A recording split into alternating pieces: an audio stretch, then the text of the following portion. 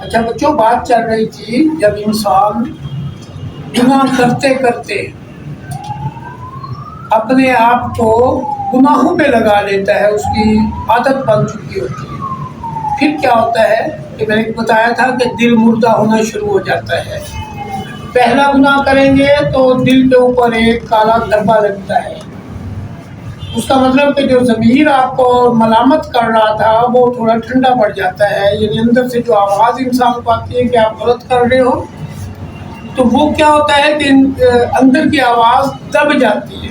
دوسری دفعہ گناہ کرو گے پھر زیادہ دبے گی، پھر تیسری دفعہ، چوتھی دفعہ، بار بار جب انسان گناہ کرتا ہے تو انسان کا دل مردہ ہونا شروع ہو جاتا ہے، کالا ہونا شروع ہو جاتا ہے۔ اس کا مطلب یہ ہوتا ہے کہ انسان برائیوں کو پسند کر رہا ہوتا ہے، اچھائیوں سے دور بھاگ رہا ہوتا ہے۔ نماز کا ٹائم آئے گا، اذان بھی سنے گا، لوگ جاتے ہوئے اس کو نظر بھی آئیں گے، لیکن اس کو دل نہیں کرے گا مسجد میں جائے۔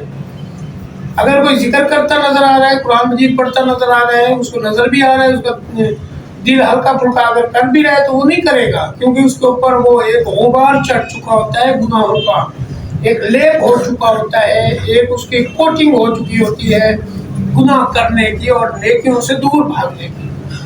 اسی طرح کا ایک انسان گناہوں میں ایسا لت پت ہوا کہ انتہا درجے کے گناہ کرتا اور اس کے وہم و گمان میں نہیں تھا کہ یہ اللہ کی نافرمانی کرتا چلا جا رہا ہے، کیونکہ اس کا دل مردہ ہو چکا تھا۔ وہ پولیس میں تھا اور لوگوں کی اتنی زیادہ شکایات سن کے، اتنے زیادہ گناہوں میں لت پت دیکھ کے وہ خود بھی کہتا تھا زندگی تو یہی ہے۔ اب ہوا کیا، اس کے گھر اولاد نہیں تھی، اولاد کے لیے مارا پھرتا تھا، مختلف جگہوں پہ اس نے اپنا علاج کروایا، مسز کا علاج کروایا، مختلف طریقوں سے کہیں دعا کروا رہا ہے، کہیں ذکر اذکار کروا رہا ہے کہ میرے ہاں اولاد پیدا ہو۔ کئی سالوں بعد ایک بیٹی پیدا ہوئی، بڑا فنکشن کیا گیا، بچی پیدا ہوئی ہے، بڑا خوش ہوا وہ، مجھے بھی اللہ رب العزت نے صاحب اولاد کر دیا ہے۔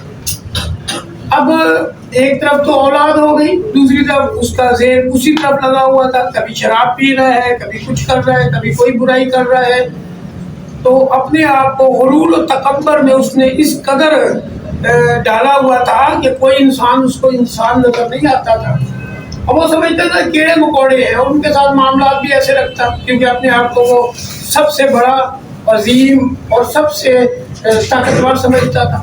ایک دن کیا ہوا، اچھا اس کی بچی پیدا ہوئی، بڑی ہوتے ہوتے تقریباً 1 سال کی ہو گئی۔ بچے چھوٹے معصوم ہوتے ہیں، شرارتیں کرتے ہیں، اور ان معصوم بچوں کو پتہ نہیں ہوتا کہ وہ کر کیا رہے ہیں، اور یہ صاحب شراب پینے میں مگن تھے، بوتل اٹھائی ہوئی تھی، گھر میں بیٹھا شراب پی رہا تھا۔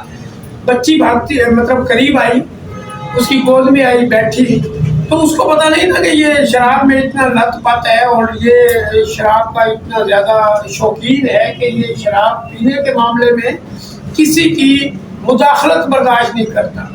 وہ بچی تھی، معصوم چھوٹی سی بچی تھی۔ اب ہوا کیا کہ اس بچی نے ہاتھ مارا، شراب کی بوتل ہاتھ سے گری، نیچے گری اور ٹوٹ گئی، شیشے کی بوتل تھی، ٹوٹ گئی۔ اس کو اتنا غصہ آیا کہ اس نے دونوں ہاتھوں سے اس بچی کو پکڑا اور زور سے اوپر سے نیچے مارا۔ چوٹ اتنی سخت تھی کہ وہ بچی چوٹ کی تاب نہ لاتے ہوئے تڑپ کے اس کے سامنے مر گئی۔ جب وہ مر گئی بیچاری بچی تو پھر یہ رونے لگا، اوہ میرے ہاتھ سے کیا ہو گیا۔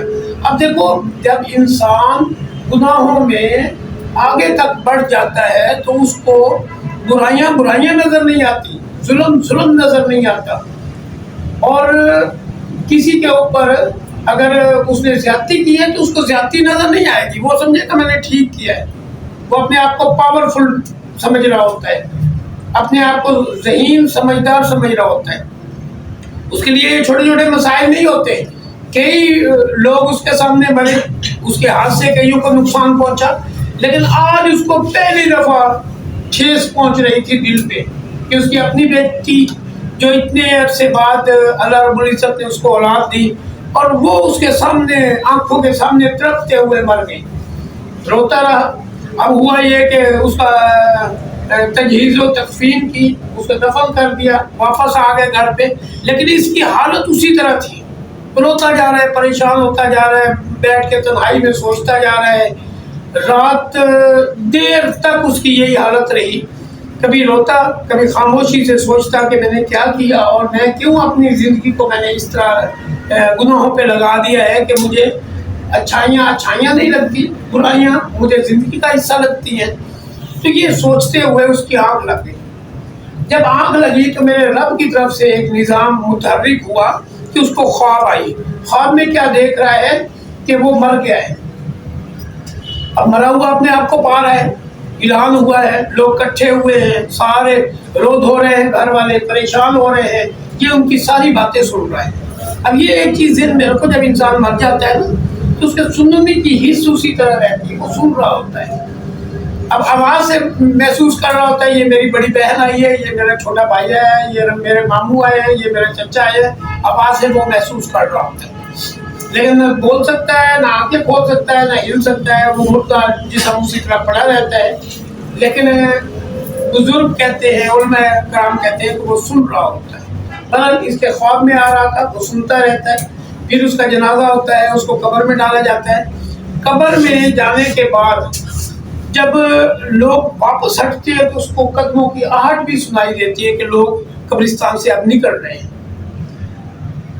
جب اس کو آہٹ سنائی دیتی ہے کہ لوگ قبرستان سے نکل رہے ہیں تو اس کے بعد تھوڑی ہی دیر کے بعد اس کی آنکھیں بھی